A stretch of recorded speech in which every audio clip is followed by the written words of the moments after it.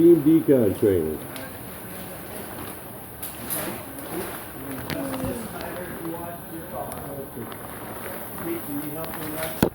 With our stylish boots. Next thing I want you to do is now pull that zipper all the way down. That zipper cover should obviously be all the way open. And now, without dislocating your shoulder, pull your arm through. Inside the suit, and hold it down because inside the suit is all clean. Otherwise, it's not contaminated. Just reach inside and hold on down. Once the suit's all down, step out of it. Set it aside, go to the trash. Leaving you now, stand up. Double check, make sure that stitch rope is unstitched. Now just lean forward, get up over the hood coming off.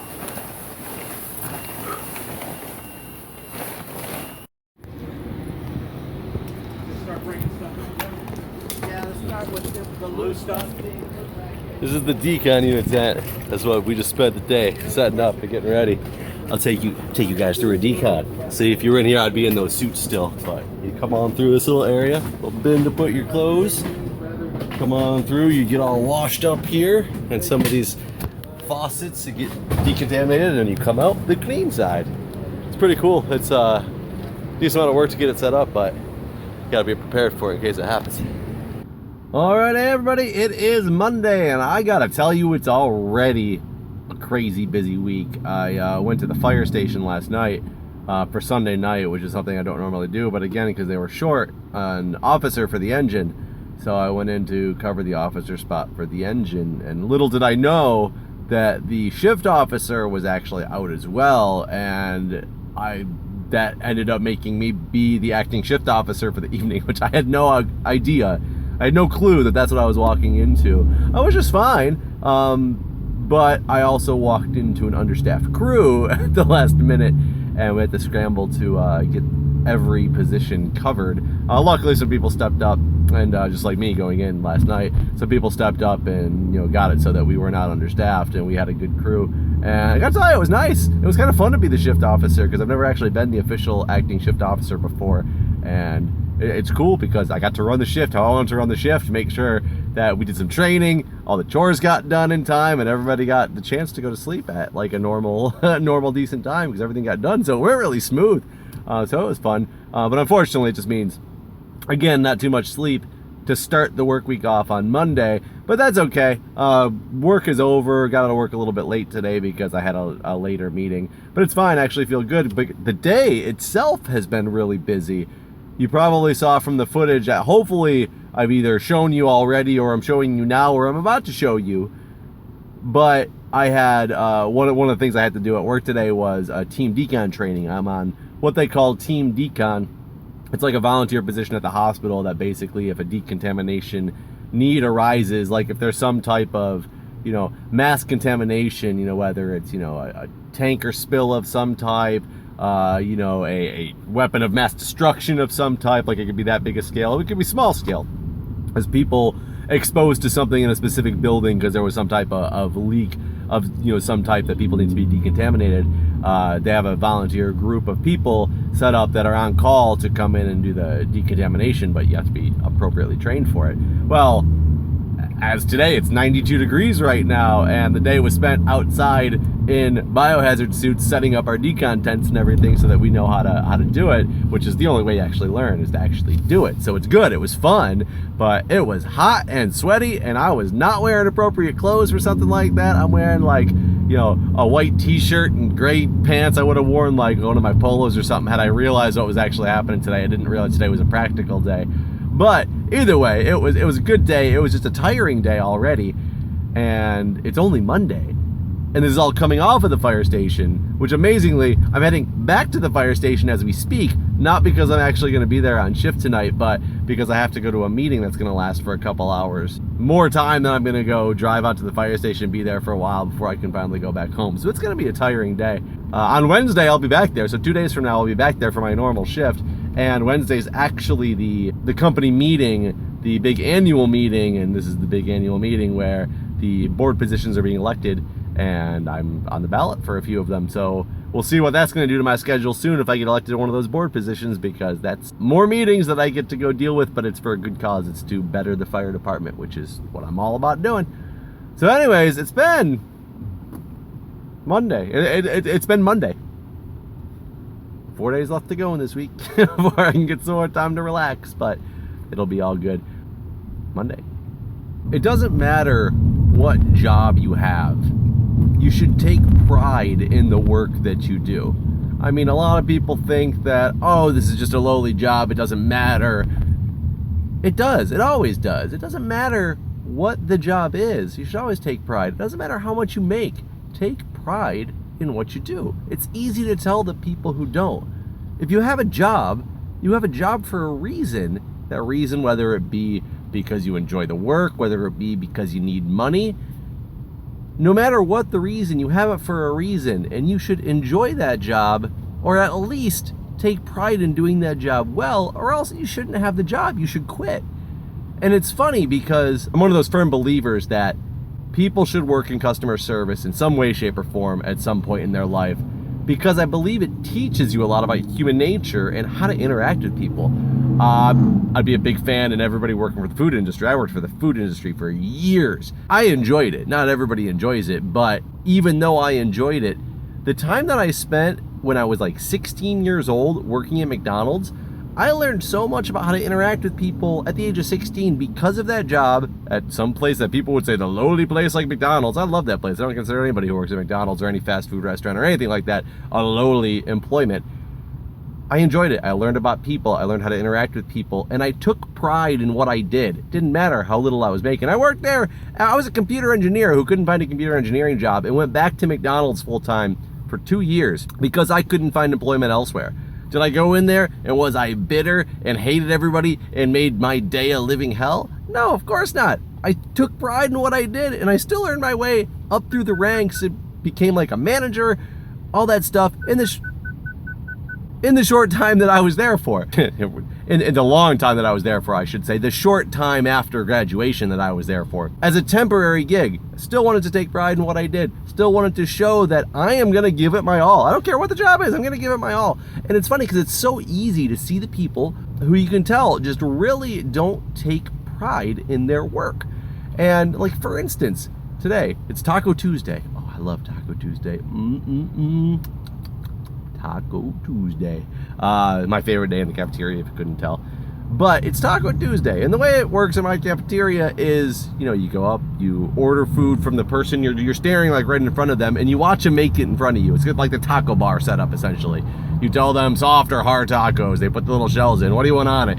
You know, rice. Everybody's been to a Chipotle or something like that before. It's a very similar concept. The people that work there, nice, very nice people, very pleasant to talk to. And that's fine. That's one part of customer service, is being pleasant and being nice and being kind to the customers. They had that down. I give them that. But the thing is, you could tell they didn't really take pride in what they were doing because they really weren't listening to what the customer had to say. And despite how nice you are, if you don't listen and you make it apparent that you really aren't listening, it kind of puts the customer off. The woman in front of me, she wanted light salsa. That's not me. I get everything. I'm just like, yep, you see all that stuff? Yeah, load it up. Put as much on there as you can. And sometimes it's a little bit too much. But whatever, it's good. It's delicious. But she wanted light salsa. So I watched the guy fill the whole scoop, it's a big ladle, fill the whole scoop with salsa and dump 3/4 of it on there. While the woman's going, no, light salsa, light salsa, light salsa. And as he finished about 3/4 of the scoop, he stops and he looks up and he goes, oh, light salsa? Okay. And he dumps more of it out of the scoop. And he's looking at her and he's like, light salsa. And he just proceeds to dump the salsa all over the taco. And it's not because he wasn't understanding what she was asking for. He literally decided that what he gave her was light salsa when he really literally gave her a ladle full of salsa minus teeny bit in the bottom of it, because the normal serving is one ladleful, and it gives, teeny bit left at the bottom of the ladle still is what he considers light salsa. And you can tell just by his face, like, the look on her face was like, I was asking for light salsa, you obviously didn't give me light salsa. And the look on his face was, there you go, like, pleased with himself for doing his job and listening to the customer. But it was just one of those things, you can tell he's not taking pride in what he does. He's just going through the motions. If you get to the point in your job where you're just going through the motions, look for another job. You're in an industry, especially when you're in a customer service industry, if you can't make people happy anymore, then you're in the wrong industry. And I know it's really difficult because a lot of people consider the customer service industry to be that industry where you go when you can't get that quote unquote high paying or professional job. And unfortunately in our society, that is kind of what it is. The customer service industry is your food service industry, your retail stores, et cetera, et cetera. Those are the places that people can go get jobs like in high school. So people look at them as lowly jobs. Never look at your job as a lowly job. Take pride in what you do. Make it what you want it to be. I know it might not pay as much as you want it to, but think of what it can do for you in the future, the things you can learn, the references you can get. You don't know how many jobs I've actually gotten based on my references at McDonald's, because not only would they call McDonald's and get my references, and I always had outstanding references from my managers there, but I actually had an interview where somebody said, I think I was 20 at the time, and I worked at McDonald's for about 4 years on and off through like high school and college.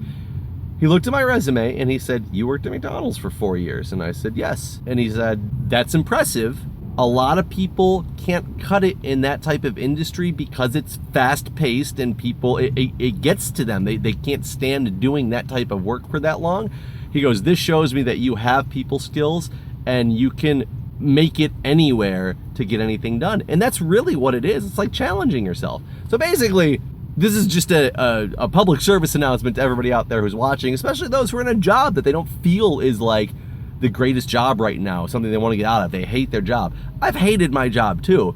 It spawned me to start looking for other jobs, yes. And I understand that you can't do it right away, but I still took pride in what I did every single day up until the day that I left the fast food industry or the restaurant industry. I took pride in it. Up until the day I left the last job I had that I hated. It was a professional job. I worked for a place that I did not like anymore. That's why I ended up going to nursing school. Granted, I worked there for a while I very much disliked that job. I still took pride in what I did every day. Tried to not only make the best of it, but for two, to still do the best work I could possibly do. I was hired for a reason. I was there for a reason. Always give it your all. Folks, it's gonna get you so much farther than you realize. All right, everybody, well, check it out. I am in the engine right now. We're at the hospital actually waiting for our medic had to jump on board with the ambulance and come to the hospital. So I'm here waiting, just doing some apparatus control right here. Check it out. Yeah. This is the first time I've ever actually driven this thing to the hospital. I'm on my routine time right now. So I get to drive when we're not in emergency mode, and when we're just going to the hospital to meet our medic, it's not emergency mode. So it's pretty cool. So figured out it was a perfect time as any while I'm waiting for them to come out to do a little vlog post. So elections are tonight. We're actually late to the meeting right now because we had a call before we put ourselves on Paramedic engine 740. Before we put ourselves on detail, we had a call, so I had to go. You went to go on the call, and now we have to go to the hospital. So we're actually late to the meeting where multiple of us are being elected for different positions. So it's going to be interesting. We're going to make the meeting run really late, but we're going to head there right after this. So it'll be an interesting night to find out what happens, to see if I hold a board position after this evening or not. I'm pretty confident that I'm going to, but we'll find out. So Paramedic engine 723, tower 723 responding, fire alarm, ring house. Other than that, just busy as always at work, busy as always at home. Hope this night is a quiet yet adventurous night. Hopefully it's an adventurous night, but a safe night. Yeah, I really want to go to a fire.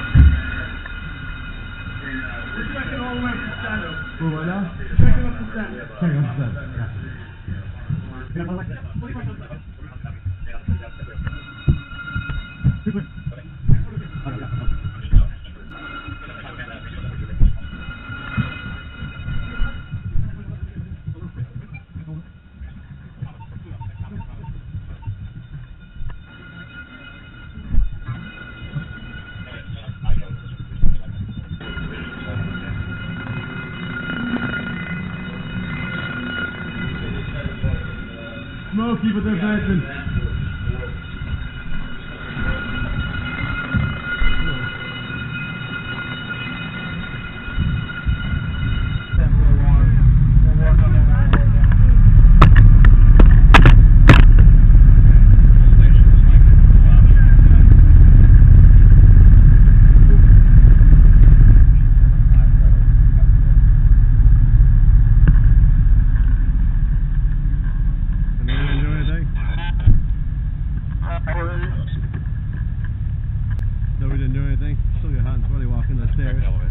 Hi everybody, Friday. Not in the mood to dance today. Oh yeah, Friday. I'm tired. It's been a long week. I haven't gotten much chance to do these normal vlogs. I've been so tired lately. Just not been getting enough sleep. Too many things to do, but it's part of life, I guess. In other news, I did get elected as the board rep at the company meeting on Wednesday. So yay, congratulations to me. So it's going to be good. I'm glad to have a board position. I feel like I can do some good things and make a pretty big difference, hopefully. So I got distracted. There is an ambulance trying to come up behind us here, and there's no real way for me to move over at the present time, so I'm trying to figure out which direction he's going so I know how I can move myself. As an emergency vehicle operations driver myself, it is very important to me, something I definitely watch for, but this traffic, there's nothing to do with it.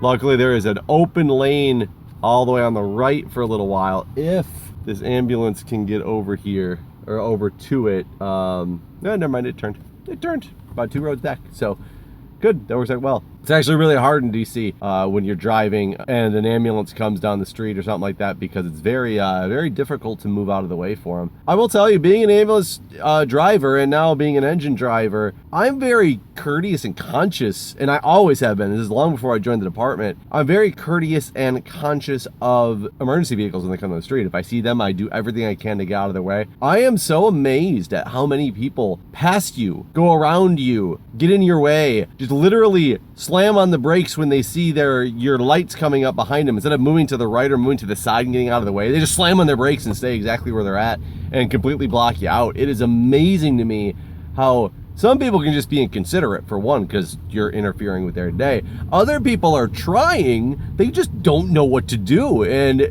it shows because they end up blocking you out. Note to all you guys out there, if an ambulance or a fire truck or whatever, something come with police car, something come with lights and siren up behind you, what you're supposed to do in many states is pull off to the right shoulder. In states like Maryland and stuff where I'm actually at, it's not directly the right shoulder, it's pull off to the nearest side of the road you can get to.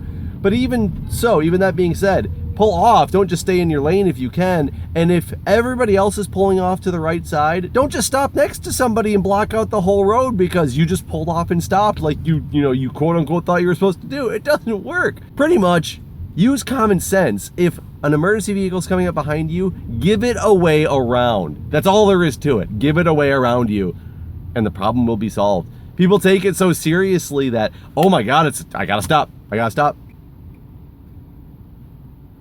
Car stopped next to me, I stopped too, we did good. Yeah, when you're blocking the road, it's not good. That's just, another public service announcement from Jeff. But anyways, Friday, enjoy it.